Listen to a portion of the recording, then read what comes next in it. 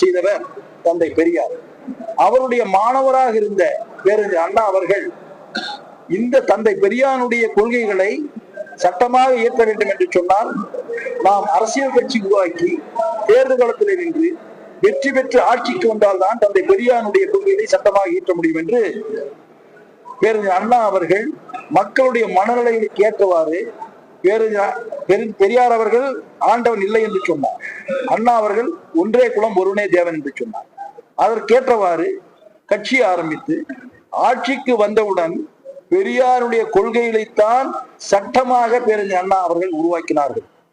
இந்த வரலாறு இன்றும் 50 ஆண்டு காலம் தமிழகத்தில் இந்த திராவிட ஆட்சி இருக்கிறது என்று சொன்னால் அதற்கு அடித்தளமிட்டவர் தந்தை பெரியார். ஏதோ பிதற்றிக் கொண்டு கூட்டத்தை சேர்த்துக் கொண்டு கூட்டம் செய்து கைத்தட்டினால் பேசுவது என்பது அவ்வளவு நல்லதல்ல, அது அவருக்கு நல்லதல்ல என்பதை நான் தெரிவித்துக் கொள்கிறேன். ஈரோடு கிழக்கு